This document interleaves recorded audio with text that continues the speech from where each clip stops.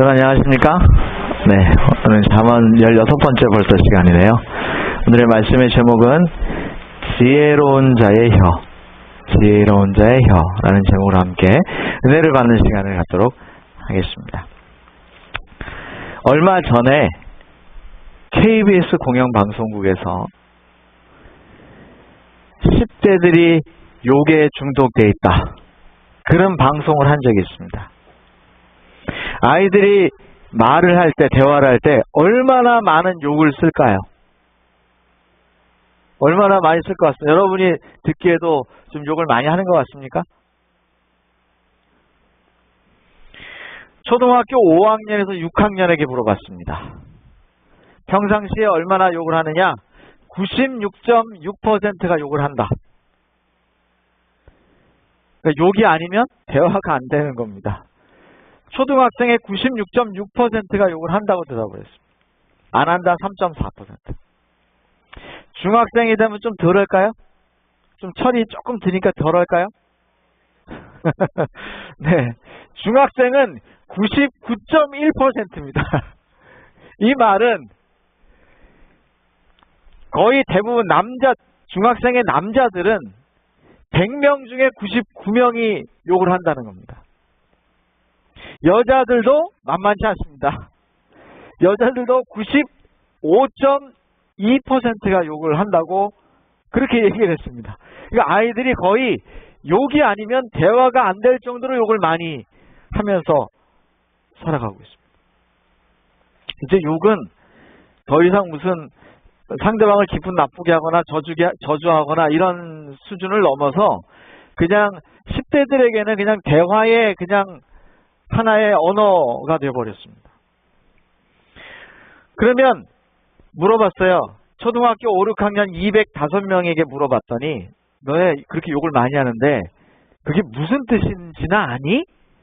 뭐 제가 예배 시간이라 차마 여기 욕을 쭉 나열해놓고 첫 번째 이런 욕은 이런 뜻입니다, 이런 욕은 이런 뜻입니다 라고 말을 하기가 참 어렵습니다만 이 아이들이 뭐라고 대답했냐면 72%가 대답을 모른다고 얘기했어요. 그러니까 모르면서도 하는 겁니다. 여러분, 그 미국 욕에 강아지가 들어갑니까? 들어갑니까? 네. 한국 욕에도 개가 들어갑니까? 그럼 어떻게 이렇게 잘하세요? 많이 해보셨나요 혹시? 제가 러시아에 가서 좀 살아봤잖아요. 러시아도 일본 욕에 개가 들어갑니다. 가장 많이 사용하는 욕에 개가 들어가요. 그러니까 개가 참 욕에 많이 들어갑니다. 하여튼 이 욕이라는 걸 알지도 못하고 사용하는 경우가 더 많아. 그런데 이제 좀 욕을 조금 넘어가서 욱하는 성격을 가진 사람들 있죠. 내가 느끼기에 나는 내가 약간 욱하는 것 같은데 이런 분들 있죠. 욱하는 사람들의 성격 특징, 이유, 심리 상태를 좀 찾아보니까 어떤 게 있느냐? 노란 글씨 좀 봅시다. 놀림을 받거나 항상 약자였다면 마음에 쌓여 상처받은 것들이 많아서 욱하는 성격이 나온답니다. 특별히 어렸을 때 좀 성격이 소심했거나 많이 놀림을 받았거나 컴플렉스가 내가 있다고 생각해서 좀 소심했다면 더 욱하는 성격이 심하답니다. 또 나도 모르는 내면 깊은 곳에 쌓여있는 억울하고 참고 상처받고 화가 나는 기억들 때문에 그래요. 그래서 내가 직접 당하지 않아도 남들이 당하는 것만 봐도 화가 탁 날 때가 있습니까? 심지어는 TV에서 주인공이 아무 잘못 없이 당하는 모습을 보면 욱하고 화가 납니까? 왜 그렇다고요? 내가 그렇게 당해본 적이 있으면 그게 더 심하다는 겁니다. 또 다른 이유는요, 의학적으로 문제가 생기는 경우가 많습니다. 예를 들면 세로토닌이라고 하는 호르몬, 제가 여러 번 말씀드렸는데 세로토닌이라는 호르몬이 모자르면 이 전두엽 기능이 떨어지면서 참지 못하는 성격이 생긴다는 겁니다. 또요, 우울증이나 성격장애나 치매 뭐 이런 것도 세로토닌하고 약간 관계는 있습니다. 그러니까 욱하는 성격을 가진 분들의 좋은 치료제 중에 하나가 뭐냐면 밖에 나가서 햇빛을 보는 겁니다. 굉장히 중요한 치료제입니다. 여기 하나 보니까 욕이나, 그래서 이 이야기들을 좀 정리해보면 욕이나 거친 말이 어디서 나오는가? 습관에서 나온다는 것입니다. 적어도 그런 습관이 잘 정리가 돼가지고 그냥 무의식 중에 탁탁 튀어나오려면 어느 정도 시간이 걸리느냐? 1년 정도가 걸린다는 것입니다. 의식적으로 행동을 반복하면 신경을 자꾸 신경에서 전달해. 그래서 전두엽에서 해마로 자꾸 옮겨가죠. 그러면서 나중에는 한 1년쯤 되면 나도 모르게 이게 뭐가 돼버려요? 습관이 돼버린다. 그러니까 말이라는 것은 일종의 습관입니까? 네, 굉장히 중요한 습관입니다. 그러면 우리가 이런 습관들을 도대체 좀 어찌하면 좋을까요? 자, 오늘 말에 관한 이야기인데요. 잠언 15장 4절에 있는 말씀입니다. 한번 읽어봅시다. 온순한 혀는 시작.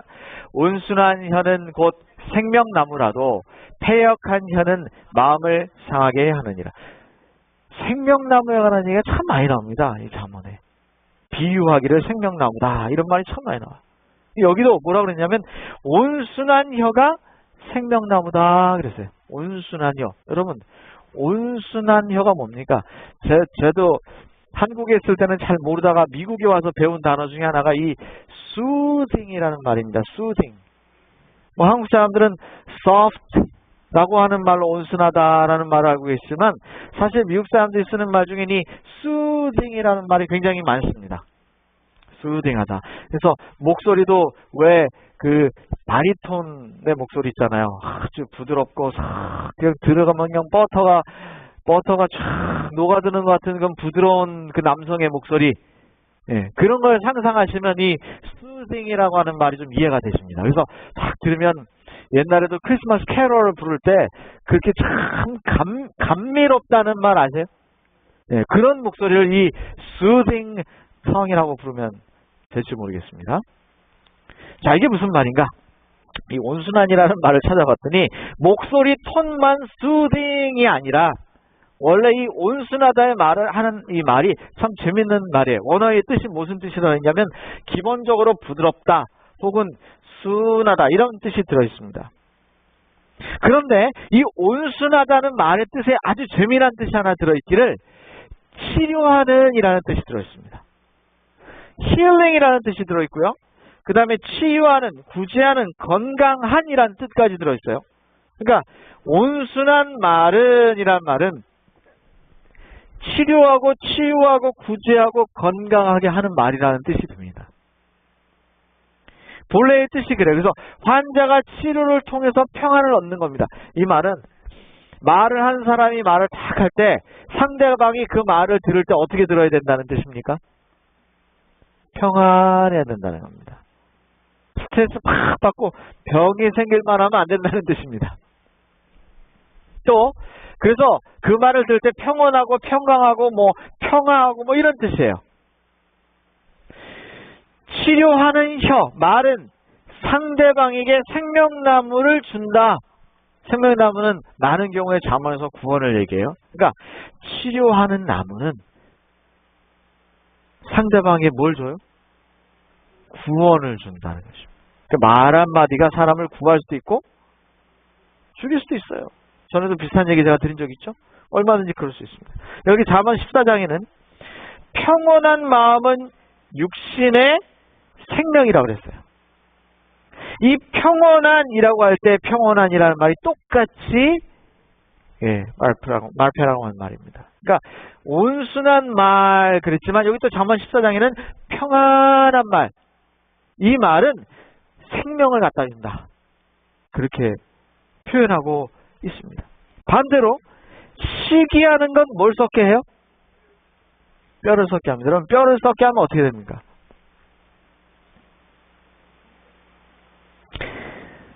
암에 걸리면 가장 마지막에 고통을 받는 부분이 뼈입니다. 약간 뭐 암에 따라 틀릴 수 있겠습니다만 일반적으로는 뼈로 암이 전이되는 것이 가장 마지막인 경우가 많습니다. 뼈로 암이 전이되면 어떻게 되느냐?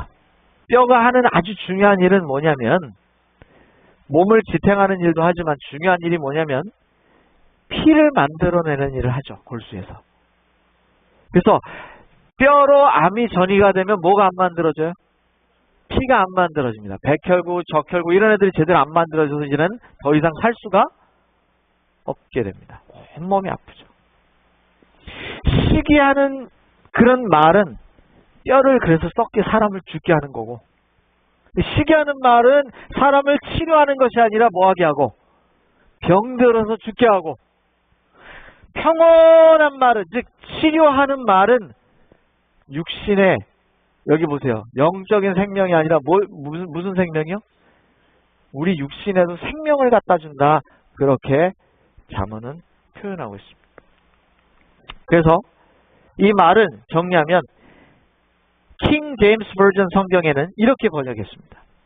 온순한 혀 이렇게 번역. 똑같은 말을 온순한 혀라고 번역을 했고요. 그 다음에 온전한 혀라고도 번역을 했습니다. 온전한 혀. 그 다음에 NEB, New English Version이라고 하는 바이블이라고 하는 성경에는 위로하는 말이라고 표현했어요. 이걸 뭐 soothing이라고 표현도 했는데 하여튼 위로하는 말이라고 한국말 성경에는 번역을 그렇게 했더라고요. 그러니까 사람을 위로한다 이렇게 표현했어요. 또 NIV요. 아까 우리 본 성경책 중에 하나가 NIV인데 NIV는 치료한다 이렇게 번역했어요. 그러니까 원어 하나에도요, 우리가 그냥 한국말로 탁 번역할 때 간단하게 보이지만 조금 더 깊은 의미를 찾아보면 어떤 말이 사람을 살리냐면 온순하고 온전하고 위로하고 치료하는 말이야말로 사람을 살린다. 그렇게 성경이 기록하고 있는 것입니다. 그러니까 말 한마디도 이렇게 해야 된다 이겁니다. 여러분 가끔 TV 보면 생활의 달인 뭐 이런 프로그램 있죠. 거기에 보면 이게 음식을 만드는 달인들이 나옵니다. 얼마 전에도 보니까 떡볶이 만드는 달인. 여러분 떡볶이가 무슨 달인이 있습니까? 예? 떡볶이가 딱 그거 아닐까요? 맛이 달라요?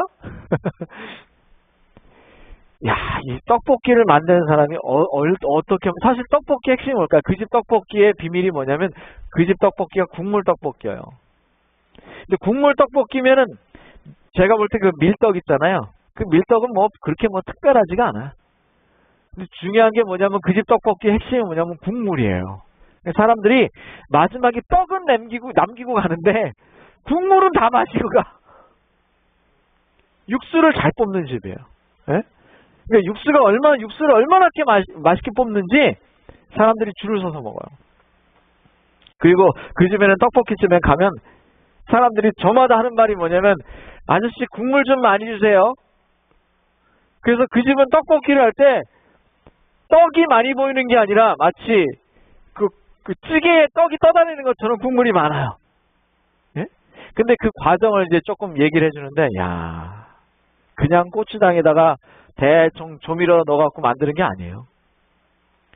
얼마나 애를 쓰고 과정이 복잡하고 거기다가 뭐 비싼 해산물들을 집어넣고, 여러분 대부분 해산물이나 뭐 이런 오징어나 이런 거에선 그 감칠맛이라고 하죠. 이런 게 많이 녹아 나오잖아요. 아무튼 그런 거 넣고 하여튼 그걸 또 숙성을 시키고, 야, 그 국물 하나 만드는데 그렇게 많은 단계의 시간. 그러니까 제가 보면서 야, 저렇게 대부분의 이 식당에서 일하는 달인이라고 표현된 분들은 나름대로의 공정이 굉장히 복잡하고 뭐 과정을 많이 거쳐요. 무슨 국수 하나도 그 육수 하나 뽑으려고 말이죠. 얼마나 과정이 많은지. 그러니까 맛있으려면 그렇게 과정이 많이 필요해요.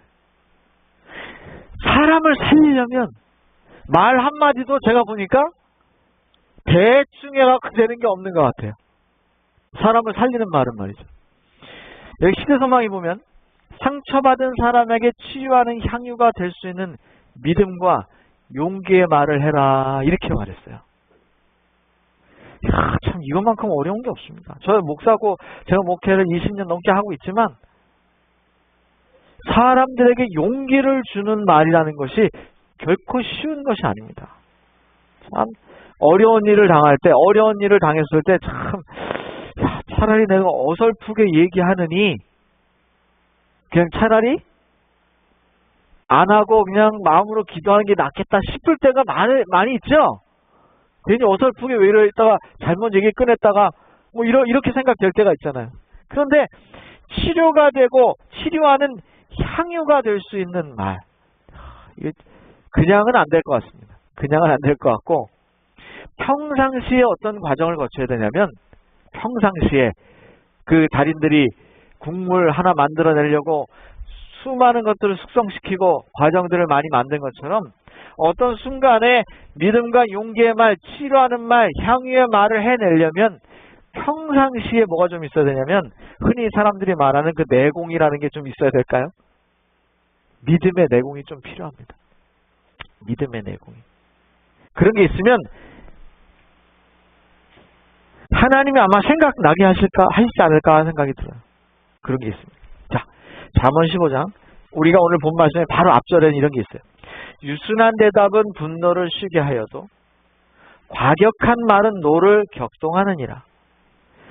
지혜 있는 자의 혀는 지식을 선히 베풀고 미련한 자의 입은 미련한 것을 내쏟는다. 지금 사실 1, 2, 그 다음에 4절까지 다 똑같은 말이에요. 뭘 대조하고 있느냐? 유순한 대답과 과격한 말. 그 다음에 지혜 있는 자의 혀와 미련한 입. 그리고 오늘 4절에도 뭐라고 했냐면 치료하는 입. 그죠? 그 다음에 패역한 말. 대조하고 있어요. 이 말은요, 가만히 제가 생각해보니까, 이걸 좀 생각을 해보니까, 유순한 대답은 분노를 쉬게 하고, 지혜 있는 자의 혀는 지식을 선히 베풀고, 4절에 온순한 혀는 생명나무고, 제가 가만히 이 말씀들을 보면 생각해보니까, 야, 이게 적당이라는 게 별로 없고, 가만히 보니까, 우리가 좋은 말을 하지 못하면, 자칫 잘못하면 어떻게 하기 쉽겠다? 잘못된 말을 하기가 참 쉽겠구나. 제가 이거 보면서 그걸 많이 느꼈습니다. 나는 특별하게 남을 뭐 해하려고 하는 의도는 딱히 특별히 없는데도 불구하고, 야, 잘못하면은 이런 좋은 말을 할 수도 있지만, 잘못하면은 이 나쁜 말을 할 수도 내가 얼마든지 있겠구나 하는 생각이 들더라고요. 제사장들과 유대인의 관원들은 예수를 미워했으나 군중들은 그분의 지혜로운 말씀을 들으려고 모여들었다는 거예요. 예수님은 많은 부분에서 모범을 보이셨지만 특별히 어떤 부분에서 모범을 보이셨냐면 soothing voice. 아주 부드럽고 온유하고, 뭔진 모르겠지만 사람들이 가서 예수님의 말씀을 들으니까 뭐가 돼요? 위로가 되고 치료가 돼. 여러분, 많은 경우에 이 병을 앓는 분들은요, 참 저도 참 많이 반성하면서 살아야 되는 사람 중에 한 명입니다만, 왜냐하면 이렇게 많은 아픈 분들이 오시잖아요. 네? 그러면 저도 그럴 때가 많습니다. 여러분, 내가 상태가 참 좋으면요, 내가 만약에 되게 은혜롭고 기도도 많이 하고 마음이 넉넉하고 밥도 좀 실컷 먹었고 배도 좀 부르고 그러면 한마디를 해도 좋은 말 합니다. 그리고 상대방이 뭐라 그래도 잘 들어줘요. 들어주려고 합니다. 근데 뭐가 이렇게 좀 복잡하고요, 내가 좀 마음이 이렇게 좀 꼬여있고 불편하고 밥도 안 먹고 신경질도 나고 막 이러면 나는 잘 하려고 해도 뭐 일부러 짜증까지는 안 됩니다만 그게 잘 안 됩니다. 네? 잘 안 됩니다. 여러분, 애들이요, 짜증을 내는 애들의 특징이 뭐냐면 건강하지 않은 애들이 짜증을 잘 냅니다. 건강하지 않은 애들이 왜 짜증을 내냐면 자기 몸이 아프니까. 근데 애들만 그럴까요? 어른도 똑같아요. 어른도 똑같아요. 어른도 내가 몸이 아프고 그러면, 지금 뭐 최근에 만난 분들 중에도 많이 아픈 분들이 오면요, 벌써 저기서 딱 들어오는데 들어오면서부터 그냥 뒤에 그냥 이만한 동자를 하나 얻고 오는 것 같아. 가진 인상을 쓰고 오는 거예요. 제 보람 중에 하나가 뭐냐면 이렇게 상담을 하고 나면 그렇게 인상을 팍 쓴 분이 인상이 조금 이렇게 누그러지고 편하게 되는 걸 보는 것도 참 보람된 일입니다. 그렇지 않을까요?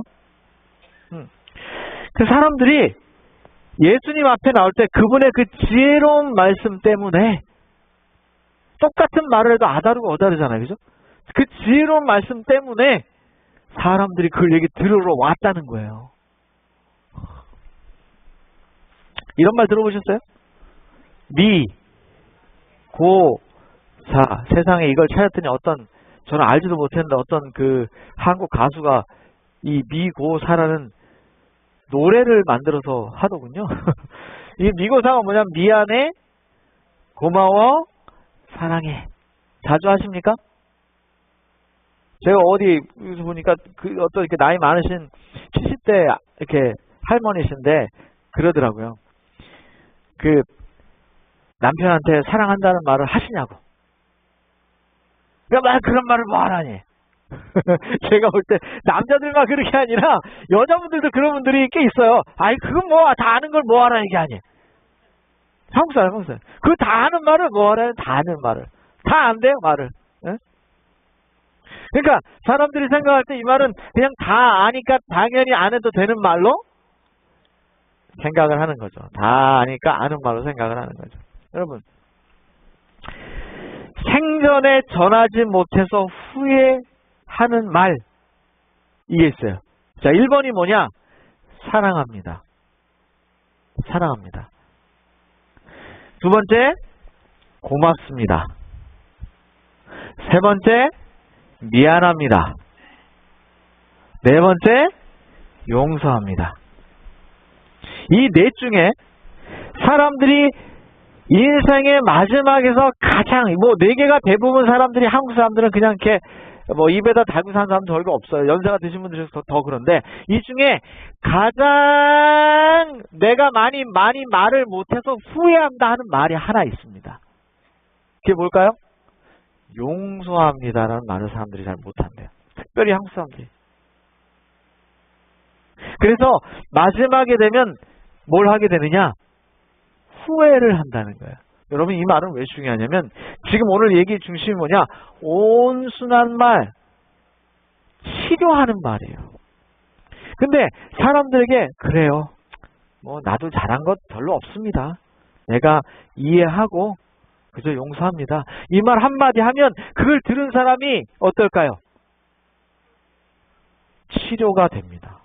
치유가 됩니다. 예? 사실은 내가 잘못했습니다. 라고 말할 때 그 사람들은 뭘 듣길 바래요? 그렇게 말하는 사람들은? 괜찮습니다. 괜찮습니다. 내가 용서합니다. 이런 말을 듣기를 원하는 거잖아요. 그렇죠? 근데 사람들이 이 말을 참 못한다는 거예요. 참 많이 못한다는 거예요. 그래서 인생의 마지막 순간에 사람들을 용서하지 못한 것에 대하여 그걸 가장 후회한대요, 사람들이. 가장 후회한대요. 나중에까지도요, 저 그냥 벼락을 맞을 이렇게만 늘 생각을 하지, 그저 누구에게 내가 그 사람에게 직접 못하면 누구에게라도 하나님, 내가 그 인간을 평상시엔 벼락 맞을 인간이라고 생각하며 살아왔는데 내가 용서합니다. 용서합니다. 이렇게라도 하시기를 간절히 바랍니다. 하나님의 말씀은 오늘 우리가 이렇게 해야 생명나무에 가깝다고 말씀하고 계세요. 자, 두 번째 볼까요? 패역하니입니다. 앞에는 온순하니라고 말했고 두 번째는 패역하노. 패역한이라는 표현을 썼어요. 자, 이 말을 보면 이거는 속이는, 재밌는 말은 곡해한다 이렇게 써요. 여러분 곡해한다는 말의 뜻을 아세요? 아주 빼딱하게 생각하는 걸 곡해한다는 거예요. 이걸 뭐라냐? 새번역 성경에는 가시돋친 말이라고 써 있어요. 패역한 말이 다른 번역 성경에는 또 삐뚤어진 말이라고 써 있습니다. 여러분 왜 말을 삐딱하게 할 수도 있습니까? 그런 거 있잖아요. 이야 오늘 이거 맛있네?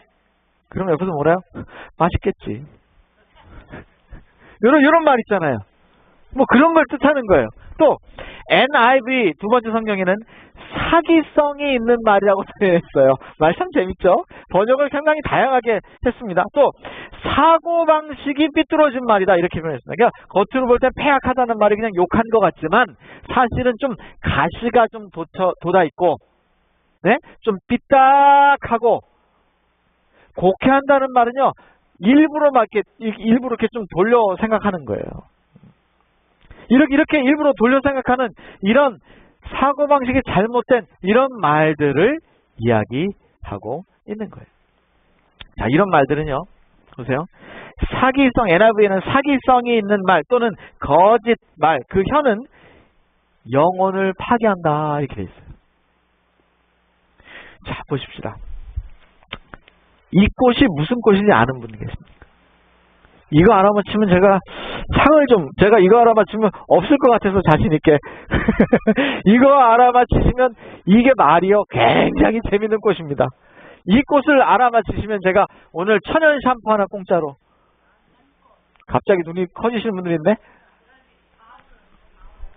제가 못 맞힐 거라고 확신합니다. 왜냐? 이 꽃의 이름을 들어본 분조차 여기 별로 없으세요. 자, 꽃 이름이 뭐냐? 며느리 및 식개입니다. 아니 무슨 이런 꽃 이름이 다 있어요? 들어보셨어요? 못 들어봤죠? 나 이거 보고 깜짝 놀랐어요. 무슨 꽃 이름이 며느리 및 식개예요. 이 유래를 보니까 얼마나 웃기냐면요. 며느리가 시어머니가 며느리를 구박하다 마음에 안 들어.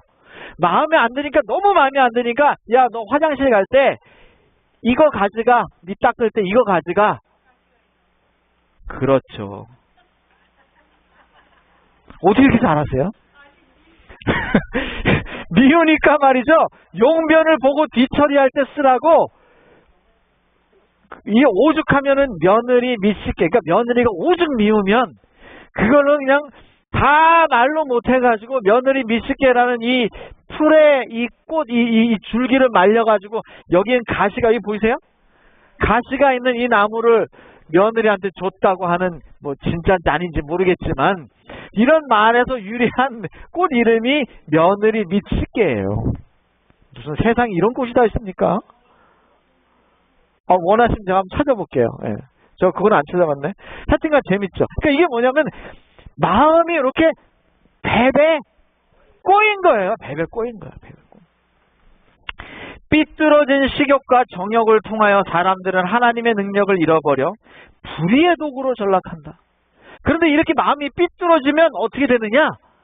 불의의 도구로 전락해버려요.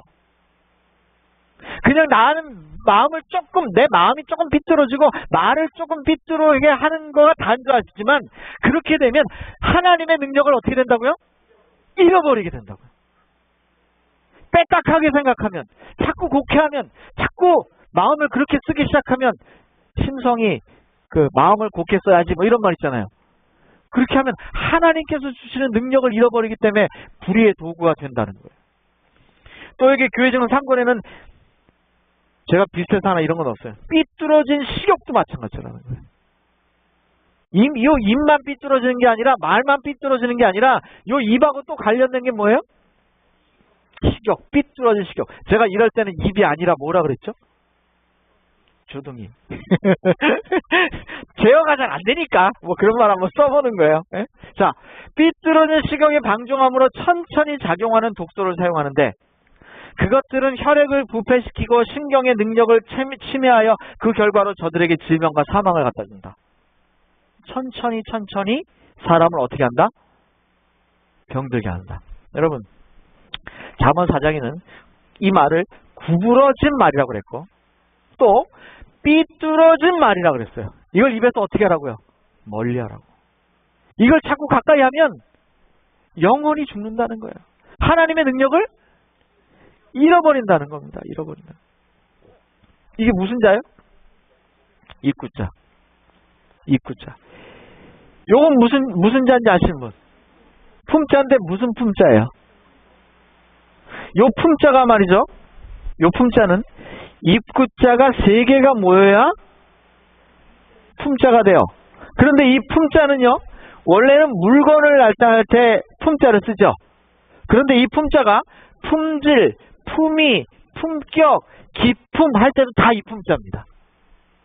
그래서 그 사람에게 그 사람이 갖고 있는 기본적인 성질을 뭐라 그러냐, 이 품자를 써요. 그 사람이 품격이 있다 없다 할 때는 뭐가 모여서 이루어진다는 뜻이에요. 지금 말이 모여서 이루어진다는 겁니다. 그래서 이 품격은 사실 그냥 금방 몰라요. 품위가 있다는 말은 그냥 겉으로 보기에, 얼른 보기에 잠깐 보이는 그걸로는 모르는 것이고, 뭐가 모여져야 되냐면 말이 모여져야 진짜 뭐가 나와요? 말이 모여져야 진짜 품격이 나오는 것입니다. 그 사람이 진짜 인격이 나오고 진짜 신앙이 나오는 것입니다. 사람들은 험담을 하거나 어리석은 이야기를 함으로써 진실되지 못하고 불친절한 말로써 그리스도를 부인할 수도 있다고요. 이게 습관이 되면 결국은 이렇게 될 수도 있다는 것입니다. 여러분, 이 입이 하는 것 중에요, 입이 사람을 죽이는 것 중에 희한한 괴담이 있었습니다. 여러분, 이 괴담 내용 중에 현미괴담이라고 들어보셨어요? 제가 시간이 없지만 짧게 요약을 해드릴게요. 이 4가지입니다. 먹거리 엑스파일에 나왔어요. 이게 현미괴담의 진실. 첫 번째, 우리나라 선조들은 현미를 먹지 않았다, 이걸 주장하는 사람들 얘기예요. 두 번째, 현미 껍질은 독성이 있어서 쌀겨 농법에 이용했다. 이거를 깔아가지고 벌레들을 쫓았다. 쌀겨에 그 독성이 있다 이거예요. 근데 그걸 왜 먹냐 이거죠. 세 번째, 조지 오사와 박사의 현미식을 9개월 동안 했던 여성이 사망했다. 네 번째, 현미에는 피틴산이라는 독성이 있어서 이것은 필수 무기를, 특별히 칼슘을 다 빼버리기 때문에 골다공증 걸리고 이빨이 다 빠져버린다. 이게 뭐냐? 이거 외에도 몇 가지 있습니다만 이게 현미괴담의 중심이에요. 이게 얼마나 TV에 시끄러웠느냐면, 이 사람이 한국에 시끄러웠냐면, 한국에서 방송국에서 이걸 촬영을 해가지고 이거 하나하나가 진실인지 확인을 했어요. 참 세상에, 내가 안 해도 알아서 다 해줘. 진실일까요? 1번, 조선시대는 현미를 안 먹었느냐? 농업박물관의 김 관장님의 설명에 의하면 이건 그냥 그대로 따놓은 겁니다. 현재같이 깨끗한 백미를 만들어내는 도정 기술은 일제시대에 들어와서야 있습니다.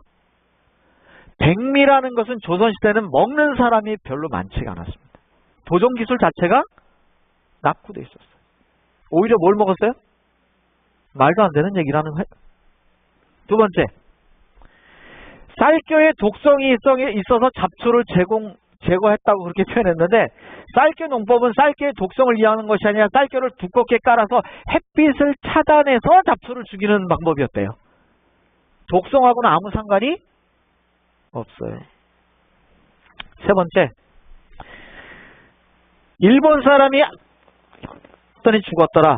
취재진이 일본에 가서 확인을 해봤어. 그랬더니 어때요? 10개월간 시식해왔던 여성이 죽었다는 내용인데 이 여인이 누군지조차도 알 수가 없어요. 확인이 안 돼요.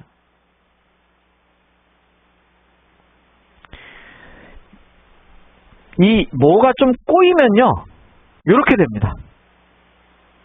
물론 본인은 진짜 그렇다고 확신하니까 그렇게 했겠지만, 그런 말을 했겠지만, 실제로 방송국에서 이걸 확인할 정도로 이게 시끄러웠었어요, 한국에서. 근데 네 번째, 피틴산이라는 게 현미에 있느냐? 있습니다. 그게 칼슘이나 무기질을 빼느냐? 맞습니다. 그럼 안 먹어야 될까요? 잘 보세요. 잘 보십시오. 제일 아래가 3분도 현미입니다. 제일 위가 11분도 백미입니다. 그러면 칼슘의, 피틴산 때문에 칼슘이 나가는 양을 보세요. 현미는 2.35, 백미는 2.11, 이는 1.77, 2.15, 마그네슘은 0.69, 0.95. 얼마나 큰 의미가 있습니까? 여러분이 보시기에 현미를 먹으면 칼슘이 다 나가서 골다공증이 걸릴 만큼 백미하고 차이가 많이 나 보이십니까? 그렇지 않습니다. 절대 그렇지 않습니다. 또 하나, 이 피틴산이라는 것은요, 이미 1990년대 이 이야기는 사실 무근으로 판명이 났습니다. 왜냐하면 피틴산은 골다공증을 오히려 예방하는 효과도 있습니다. 피틴산은요, 뼈에 칼슘을 배출시키는 기능도 있지만 흡수를 돕는 기능도 있습니다. 흡수를 돕는 기능도 있고, 또 지나가서 좀 읽어볼까요? 봅시다. 인체에 들어가면 세포의 손상을 억제하는 천연 항산화제 역할을 피틴산이 하기도 해요. 또 하나 재밌는 건 피틴산은 어떤 역할을 하냐면 우리 몸속에 있는 인체의 중금속 있죠. 중금속도 같이 흡착을 합니다. 그래서 나가버려요. 근데 백미는